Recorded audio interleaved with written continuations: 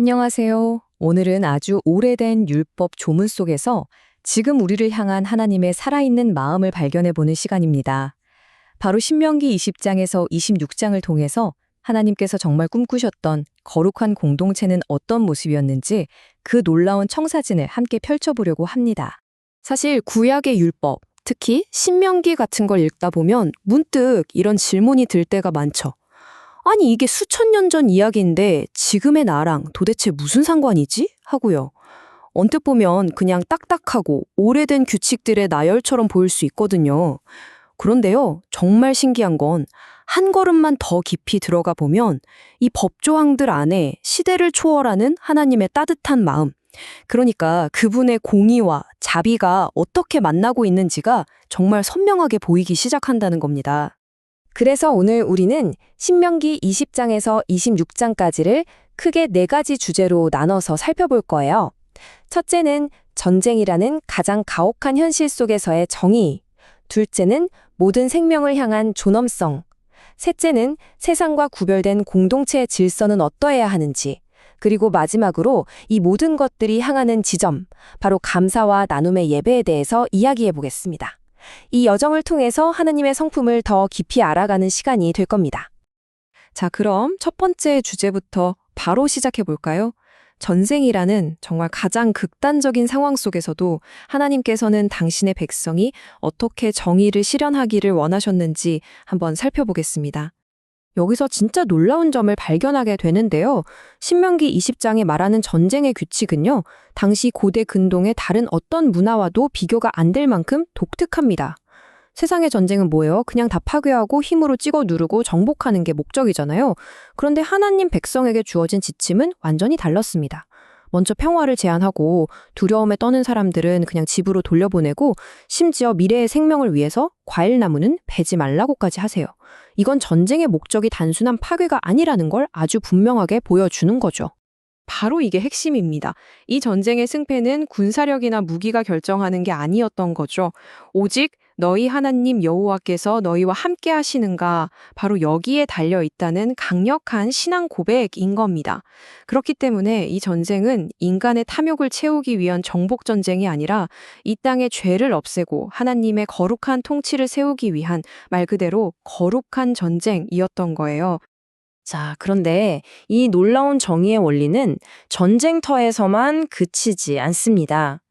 두 번째 주제로 넘어가서 이 원리가 공동체 안에 있는 모든 생명을 얼마나 깊이 존중하는지로 확장되는지 한번 같이 보시죠. 이 슬라이드 내용을 좀 보세요. 누가 죽였는지 모르는 살인사건에 대해 온 공동체가 함께 책임지는 법, 전쟁 포로로 잡혀온 여성의 인권, 심지어는 지붕에 난간을 만들라는 건축 안전 규정부터 어미새와 새끼를 함께 잡지 말라는 동물보호법까지. 언뜻 보면 다 따로따로인 것 같잖아요. 그런데 이 법들은 사실 하나의 위대한 진리를 가리키고 있습니다. 바로 모든 생명은 하나님 앞에서 존엄하다는 거죠.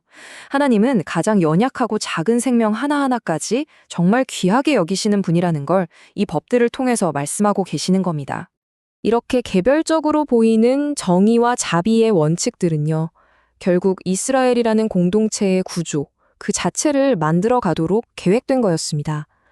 이건 단순히 개인이 도덕적으로 사는 문제를 넘어서 사회 시스템 전체가 하나님의 거룩하신 성품을 이 세상에 보여주는 통로가 되어야 한다는 뜻이었어요. 이제 다음 율법들을 제대로 이해하려면 먼저 성경에서 말하는 거룩이라는 개념을 잡고 가야 합니다. 우리가 보통 거룩하다라고 하면 그냥 착하게 사는 걸 생각하기 쉬운데 성경의 거룩은 그보다 훨씬 깊은 의미가 있어요. 핵심은 바로 구별됨입니다. 세상의 방식과 구별되어서 하나님의 독특한 방식을 따르는 것, 즉 다름. 이스라엘은 바로 이 거룩한 다름을 삶으로 보여주기 위해 부름받은 공동체였던 거죠. 이 구별됨이라는 원칙은 이스라엘 사회 곳곳에서 아주 구체적으로 나타났습니다. 예를 들어서 서로 다른 종류의 것을 섞지 말라는 규정은 정체성의 순수성을 가르치는 시청각 교육이었던 셈이죠. 또 도망친 노예를 주인에게 돌려보내지 말고 오히려 보호해주라는 법은요, 인간을 소유물로 여기던 세상의 질서와는 완전히 다른 하나님의 긍휼을 선포하는 혁명적인 법이었습니다. 심지어 돈을 빌려주는 경제 활동에서조차 개인의 이익보다는 공동체 안의 형제사랑과 정직을 최우선 가치로 두라고 명령하셨던 겁니다. 그리고 이 모든 율법들, 그러니까 전쟁 속의 정의, 생명의 존엄성, 공동체의 거룩한 질서에 관한 법들은요, 마침내 하나의 정점을 향해 나아갑니다. 그게 뭘까요? 바로 하나님을 향한 진정한 예배입니다. 신명기 26장을 보면요, 이 예배가 얼마나 아름다운 은혜의 순환을 이루는지 정말 잘 보여져요. 첫째, 백성들은 첫 열매를 바치면서 자신들이 애굽의 노예였지만 하나님이 구원해 주셨다는 사실을 기억합니다. 그 감격스러운 기억은 자연스럽게 가장 좋은 것을 하나님께 드리는 감사로 이어지고요.